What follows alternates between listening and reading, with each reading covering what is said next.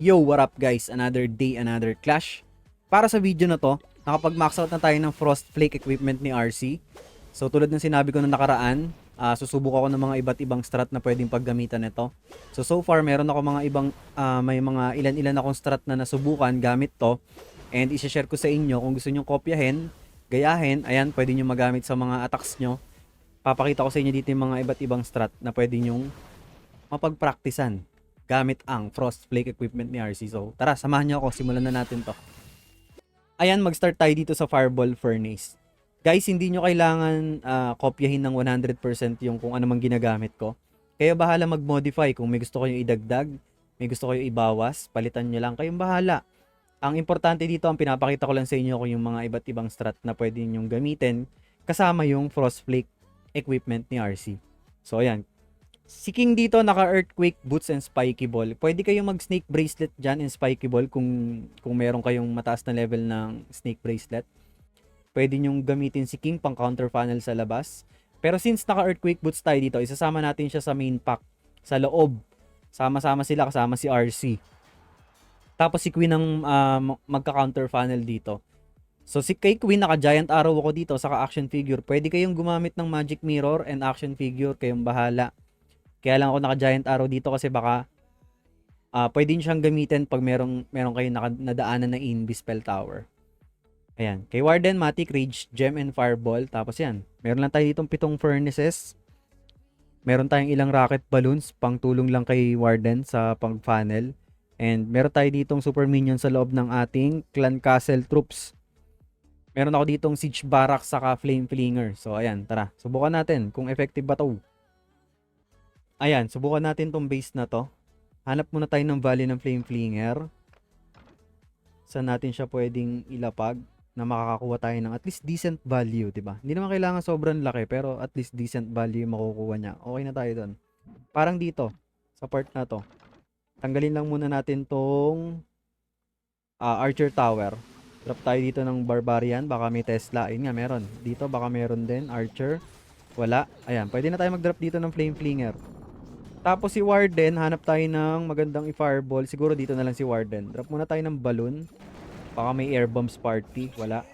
Okay, drop na natin yung healers. Drop na tayo ng 2 furnaces sa likod niya. Ayan. So after ng fireball dito, ipupull na natin si Warden kasama ng King. So ang isasama ko dito sa loob, si King, si Warden, saka si RC. Si Queen ay sa labas. Siya yung si Queen ang bahala mag-counter funnel dito. So, gamitin natin yung rocket balloons para tanggalin to. Drop pa tayo dito ng furnace. Pwede ko na atang fireballin tong... Teka. Invi ko lang to. Tapos bitaw na natin yung fireball. Double quake. Oy! Invi natin si Warden. Baka mategi. Okay. Tayo muna natin siya mag-clear ng ilang defenses dito bago natin i-pull. Pwede tayo sa kaliwa. Sa kaliwa tayo magpupunta. Dito tayo sa kaliwa, boss. Pull na natin si Warden sa kaliwa. Dito ka, dito ka, dito ka. Gamitin natin si Queen pang counter funnel. Hindi, pagka ganito, sasama na siya. Ayan, giant arrow natin. Drop pa tayo dito ng furnace. Pang support. Ice golem, drop tayo. Sobra-sobra yung ice golem natin dito kasi may event eh. Uy, nag-lock yung single IT kay King. Ay, namatay pala yung Warden natin. Hindi ko napansin. Pero sige, okay lang. Sama na rin natin si RC dyan. Drop pa tayo ng furnace sa likod. Buhay pa ba yung ano natin? Hindi, maganda naman ako ang value ng flanger dun sa may kanan. Sige, rage natin to. Drop pa tayo ng... Hindi, gamitin na natin yung ability ni King. Earthquake Boot Spiky Ball, di ba? Oh. Tapos dito, bandang gitna, gamitin natin yung Frost Flake. Ayan, gamitin na natin dito. So parang ang tulong lang ng Frost Flake dito, pag nasa gitna na yung main troops nyo or heroes nyo, doon nyo gagamitin. Ita-timing nyo lang yung Frost Flake. Especially siguro pag papasukin nyo yung mga rage spell compartment, ganyan. Yung mga heavy hitting defenses. Mga scatter shot, revenge tower, diba? Ricochet cannon. Yun yung mga makakati eh. So gamitin nyo lang. Kayo na bahala mag-timing. Ang dami pa natin sobrang troops dito. So, proceed tayo sa sa ibang strat. Dito naman, meron tayong dalang Fireball Super Bowlers. So, parang ganun lang din kanina. Magsiset up lang tayo ng Fireball kay Warden, pang form ng funnel. And then, yun nga, sa Super Bowlers smash na tayo. Si King dito, isasama natin sa Super Bowlers. And then, ganun pa rin, si Queen yung pang counter funnel. Again, guys, pwede nyo pag-switch, pwede nyo pagpalitin yung pwesto ng King and Queen. I mean, pwedeng si King ang nasa labas para mag-clear ng outside defenses or buildings na naka-snake bracelet. Pero kung naka-earthquake boots kayo, much better isama nyo yung King dito sa mga Super Bowlers. Pero kung naka-snake bracelet sa labas, si Queen pwede nyo palitan yung Giant Arrow, pwede nyo gamitin yung Magic Mirror, kayong bahala. So, hindi nyo kailangan kopyahin ng totally tong strat ko. Pwede kayo bahala mag-modify. Pwede nyo bawasan, pwede nyo dagdagan, pati sa spells. Kung gusto nyo magdagdag ng rage spell, magdagdag kayo, magbawas kayo ng kung ano man dyan. So, tara, subukan natin to kung good siya kasama ng Frost Flake equipment. Ayan, eto, may napili tayong base na atakihin. Hanap tayo ng pwedeng paglapagan ng Flame Flinger na makakakuha siya at least decent value. Again, di kailangan sobrang laki ng value makukuha. At least decent value, goods na yun. Ano kaya? Parang wala pa tayong paglalapagan na. Dito lang ata, unless maabot ng King. Pero bago pa maabot ni King, malayo pa. Sige, dito. Drop tayo dito ng Barb pang check kung may Tesla. And drop na tayo dito ng Flinger. Yan. Tapos si Warden, sa opposite side, syempre, kung sa akin nag-Flinger, para, halimbawa, ito yung kiklear ng Flinger. So, pwede kayo mag-drop ng Warden dito sa kanan or sa kaliwa. Or dito, sa taas, pwede rin. Kumbaga, sa opposite side, para yung matitirang defenses sa kanan, kung halimbawa dito or dito, pwede kayong doon pumasok ng Super Bowler. So, since dito tayo nag-drop ng Flinger sa may bandang 7 o'clock, tingin ko dito na ako mag-Warden walk sa may kanan. Drop muna tayo ng Balloon, Warden, Healers. And then, fireballin natin tong, kahit siguro tong air defense lang, para makuha natin yung Rage Spell Tower. So, simple fireball lang. Di na kailangan na sobrang laki. Kailangan lang natin makapag-form ng magandang pating ng Super Bowlers. Okay, inbi lang natin to. And then, pwede na tayong bumato dito ng fireball. Double quick na natin para makuha yung Ricochet Cannon. And then, eto na. Pwede nyo na i-pull dito si Warden. Drop kayo ng Ice Golem, si King. Super Bowlers. Drop tayo dito ng Super Wall Breaker. Si Queen pang counter funnel. Drop natin yung 2 witches kay Queen. And ayan, Coco Balloons. Si RC sasama natin dito. So ayan, magkakasama tong tatlong heroes dito. Si Queen ang nasa labas. Kaya lang gusto rin lumabas ni BK. Okay, sige. Drop tayo dito ng jump spell para may access dito. Uy, nag-lock sa RC. Hinbi natin. Gamitin natin yung Frost Flake dyan. Nag-lock sa RC. Gamitin natin yung Rage Spell dito. Inbi natin yung RC. Nasaan yung mga Super Bowlers natin? Ayan. Go Super Bowlers. Grabe, sakit pa rin ang damage ng Super Bowlers. Yung King natin, gamitin na natin yung Earthquake Boot Spiky Ball. I-rage ulit natin yung mga Teka, pangit ng pwesto. Sige, ito. Rage natin to. Drop tayo dito ng Totem Spell pang distract. And ayun, makakuha na natin to. Grabe, sakit pa rin ang damage ng Super Bowlers. Lalo pag naka-Rage Spell. May mga extra troops tayo dito tulad ng Ice Golem saka itong Ice Minion kasi may event eh. Pero yun nga, pwede nyong gamitin to kasama ng Frost Flake equipment. Yung Super Bowler Smash. At actually, lahat ng mga Smash pwede. Basta laging kasama si RC sa main pack of troops nyo, pwede nyong gamitin yung Frost Flake equipment. Ayan, dito naman, meron naman tayong Super Yeti. So, ganun din guys, yung mechanics nito. Kung paano natin ine-execute yung Fireball Super Bowler Smash. Ganun lang din to, Fireball Super Yeti Smash. Pwede rin kayong gumamit ng normal Yetis. Walang problema. Same mechanics yan. Ganun din ang gagawin natin. Fireball, pang form ng funnel. And then, Flinger sa kabilang area. Pwede rin kayong gumamit ng Siege Barracks kung wala talagang value makukuha yung Flinger. Pwede nyo gamitin yung Siege Barracks pang counter funnel. And then, sama-sama lang talaga yung mga heroes natin kasama ng Super Yetis or Super Bowlers or normal Yetis or E-Titans. Pwede nyo palitan yan. Kayong bahala. Alam nyo na to. Ang pinaka pino-point out ko lang dito ay yung Frost Flake na equipment ni RC. Maganda siya pag sama-sama yung mga troops and heroes mo. I mean si RC ay kasama ng main pack of troops mo. Doon siya magiging most effective yung Frost Flake. Kasi nga syempre pag sama-sama tapos papalapit kayo sa mga splash damage defenses tapos nandun si RC. Pwede niyang kumbaga nagsisilbing free spell kasi yung yung Frost Flake. Halimbawa wala na kayong free spell. Pwede niyo gamitin sa back end or sa pinaka-core yung RC. Or kung meron kayong, halimbawa ito, tulad ko, meron lang ako isang free spell dito. Pwede kong gamitin yung Frost Flake sa core. And then, pwede kong gamitin yung free spell sa back end, pang support. So, ganun lang siya gawin. Tara, subukan natin to. Super Yetis naman. Ayan, eto, pwede na to. Hanap tayo ng Valley ng Flinger. Usually sa gilid-gilid. Merong Expo dito. Hanapin natin yung iba. Eto, sa kanan, libre.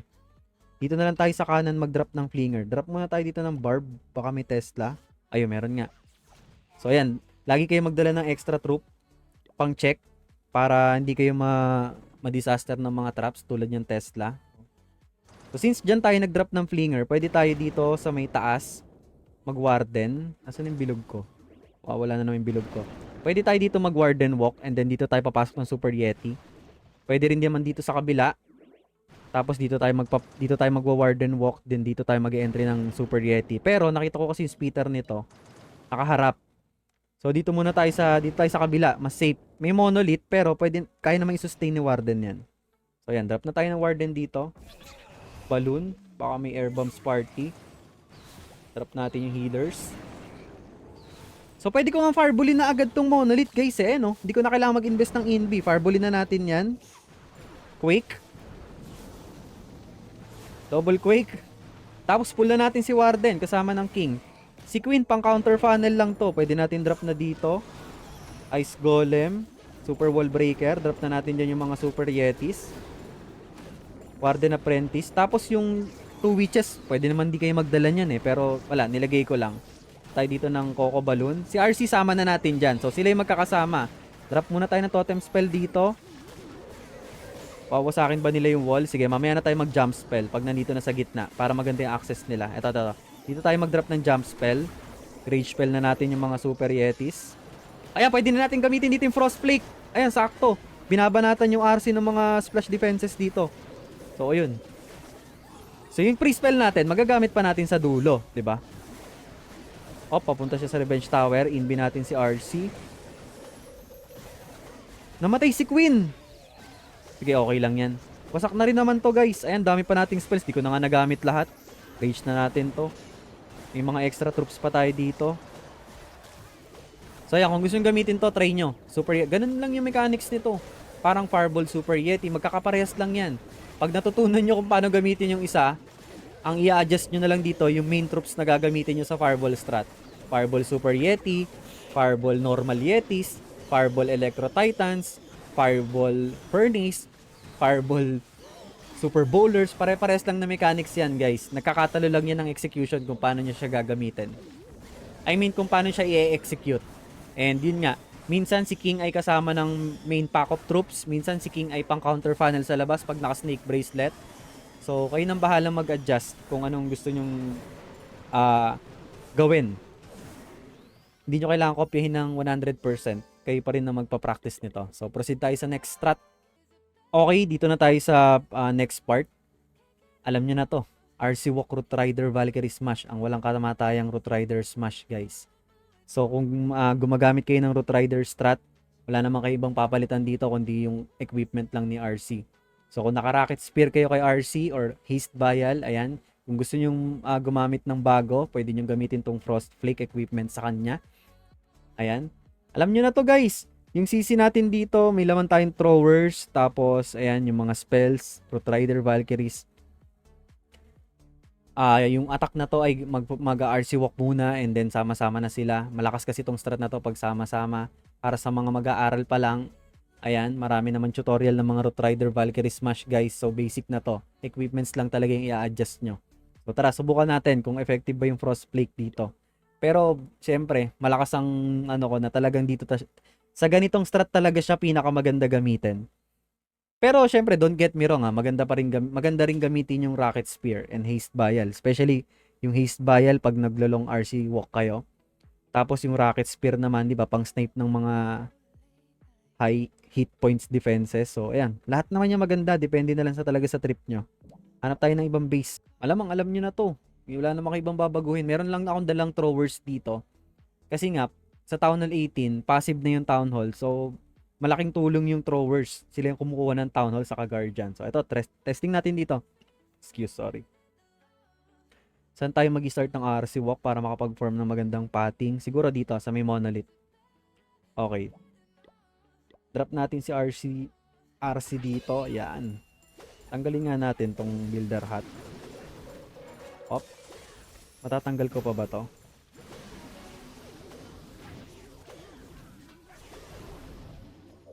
Okay, sige. Kalma lang. Naka-single cycle lang tayo dito. Nice! Sa monolith na agad pumunta yung RC. So kahit makuha lang naman natin tong monolith, pwede na nating i-recall out. Pwede na yan, guys. Ayan, bonus na yan. Recall na nga natin.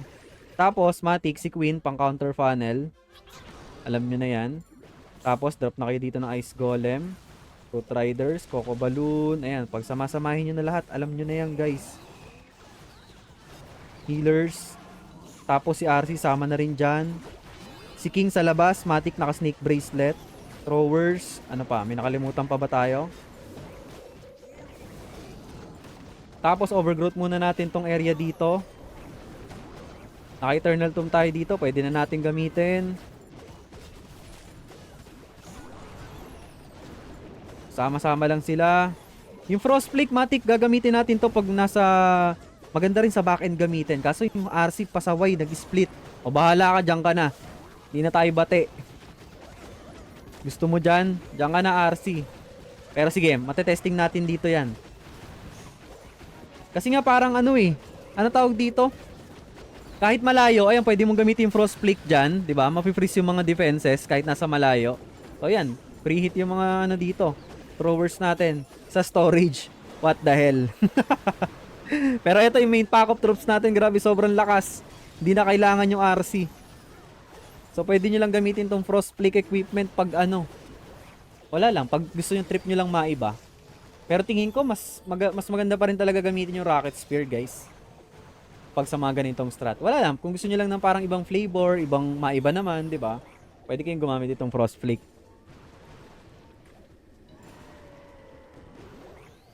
Okay, next dito naman tayo sa syempre Hydra Clone. Para sa mga Dragon users dyan, na gumagamit ng Hydra Clone. Ayan. Maganda rin gamitin tong Frost Flake equipment sa kanya ka-partner ng Rocket Spear. Kasi usually, di ba, pinapartner natin to Electro Boots and Rocket Spear lang. So ito, kahit papano, pwedeng makadepensa yung RC. Halimbawa, i-drop nyo siya medyo malapit sa mga defenses or, ayun, pwede niya i-freeze yung back end. So, magiging protektado yung RC at the same time, kung papunta na dun yung dragons nyo, di ba? Malaking tulong yung freeze effect niya, nung Frost Flake equipment. So, subukan natin. Lagi naman ang trabaho ni RC dito taga-clean lang ng back end ng mga matitirang defenses sa dulo. Ira-rocket spear mo lang, tapos Seeking Shield, ganon. Or rocket spear Electro Boots. So, ayun lang. Pwede lang maging tulong yung Frost Flake doon pag ibabato mo na yung Rocket Spear. Kasi syempre, mapi-freeze niya yung mga defenses na babatuhin niya. Ayan, subukan natin dito para lang mabilis. Alam niyo na to gamitin. Drop ng Queen sa isang side. Kung may makukuha kayong air defenses, mas maganda. Ayan, nakuha natin parehas. Tapos sa isang side, doon kayo magdadrop ng mga Mass Dragons. Hindi nyo na kailangan ng sobrang funnel dito. Ayan, Dragons. Warden, MP. Drop natin yung Battle Blimp. Eternal Tomb.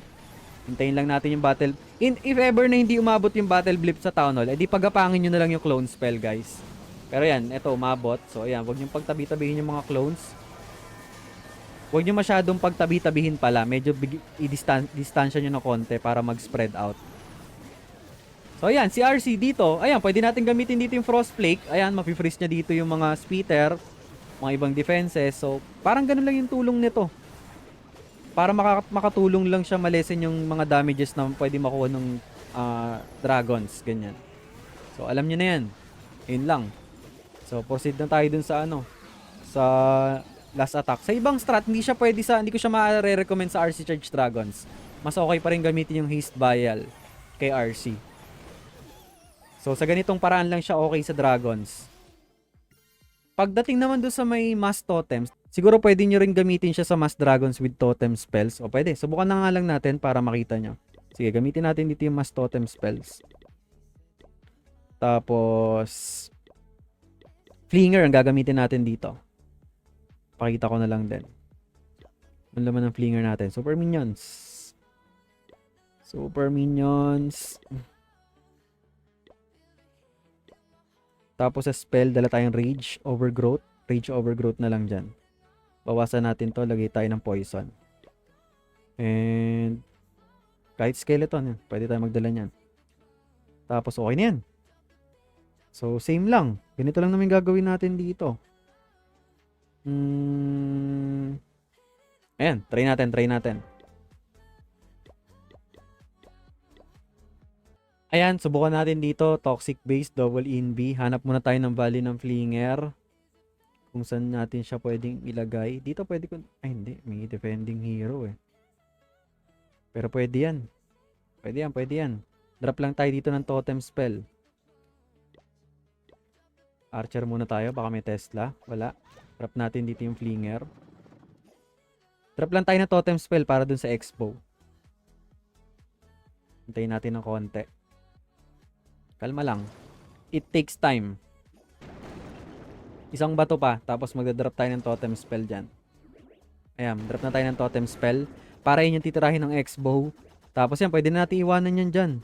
Yung King. Tulog ata yung King niya. Tapos ito. Yung Archer Queen. Pang-activate natin ng Invi. Yung Giant Arrow. Tapos pwede nating ilapag dito yung mga Dragons natin. Sama-sama. Dragons, MP, Warden, Dragon Riders. Drop tayo dito ng mga dalawang totem spell pang distract. So, ayan. Kalmado lang tayo dito.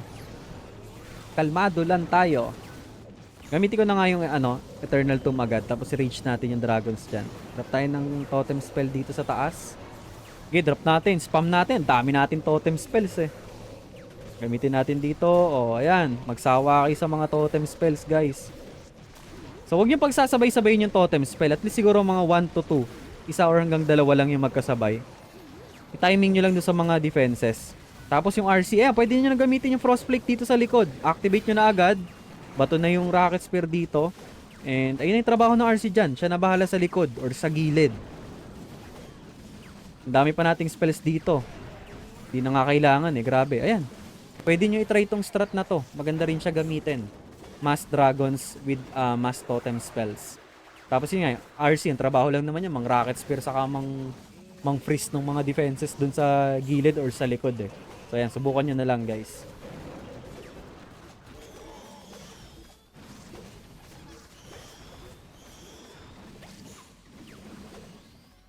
At syempre, last but not the least, ang pinaka-meta ngayong Town Hall 18, Fireball Meteor Golem. Ayan. So si RC lang ginamitan natin dito ng Frostflake. Usually Rocket Spear yung gamit sa kanya dito, pero pwede niyo rin gamitin yung Frostflake kung max level na. Kung gusto niyo lang ng mag-add ng kumbaga maiba naman, 'di ba? Palagi na lang Rocket Spear So gagamit tayo ng Frostflake dito. Ayan, subukan natin. Ito ang meta ngayon sa Town Hall 18, guys. Fireball Meteor Golem. Kaya kung meron na kayong Meteor Golem na unlock nyo na, gamitin nyo na ng gamitin. Simulan nyo na mag-practice ng Fireball Meteor Golem. Ang lakas talaga nito, guys. So, ayan. Gamitin natin dito. Sakto, Toxic Base. Fireballin natin yung pinakagitna. Drop muna tayo ng Balloon, Warden, Healers. Okay. Minsan pag ganito, kung gusto nyo fireballin yung pinakagitna, nag-i-invest ako ng Overgrowth spell dito sa kanan or sa kaliwa para medyo makatipid tayo ng invis. So, isipin nyo, kung halimbawa naka-overgrowth tong kaliwa, tas nandito na si Warden, so ilang invis na lang yung kailangan natin gamitin dito para ma-fireball yung gitna. Unlike kung hindi ka gagamit ng overgrowth spell, kailangan mong i-invis both sides, di ba? Mag-i-invi ka ng 2 or 3 dito, tapos dito rin 2 or 3. So, ang daming invis, 4 lang yung meron ka. So, yun yung purpose ng overgrowth spell. Pag mga ganitong klase ng base, pwede nyo siyang gamitin doon. So, papakita ko sa inyo kung paano. Rage muna natin si Warden dito para bumilis. Tapos, overgrowth natin tong... Ayan, overgrowth natin tong kaliwa. Hintayin natin si Warden dito. Bagal naman, storages kasi yung binabanatan niya Pero yan, pwede na natin invi to Ilang invi ba kailangan natin? Isa... 2 lang, 2 invis pag nakuha niya tong monolith, guys. Or i-invi na natin yung monolith, wala nang oras. 3 invis. Tapos fireballin na natin yung gitna. Double quick, 'di ba? Invi natin ulit yung Warden, baka mamatay sa monolith. Tapos yun, visible na yun nandito sa kaliwa. Pwede nyo i-pull si Warden dyan kung gusto nyo. Or dito na kayo sa kanan. Ano na, Warden? Ang tagal mo na dyan. Try natin kung mapupul natin siya dito sa kaliwa. Pero nakikipaglaban pa siya sa Monolith eh. Ang tagal, boss! Ala ka! Wala na tayong oras! Mapupul ba natin? Mapupul natin dito sa kaliwa. Wala na tayong oras! Masyado tayo masaya doon. Pero tingin ko abot pa yan. Abot yan. Gagamitin natin si King and RC sa may right side para lang umabot. Papaabutin natin yan. Drop natin si King dito. Drop tayo ng totem spell dyan. Gamitin natin si RC. Naka-frost flake kaya tayo, boss. Abot yan. Abot yan. Ayan, hintayin natin lumapit yung RC dito sa Super Wizard Tower bago natin gamitin yung frost flake. Etong mga to, bigyan natin ng totem spell. Pero hindi pa, safe pa nga si RC dito eh. Baka dito na natin magamit yung frost flake sa gitna. Dito, pwede ko nang gamitin. Gamitin natin dito. Sakto, inabot. Ang ganda. Kita nyo, na-freeze pa yung Revenge Tower dito. Malaking tulong yan ha. Ang tagal pa ng freeze effect ko. Tapos drop pa kayo ng totem spell dyan. Gamitin nyo na yung ability ni Queen. Gamitin na natin yung Spiky Ball. And kuha pa natin to.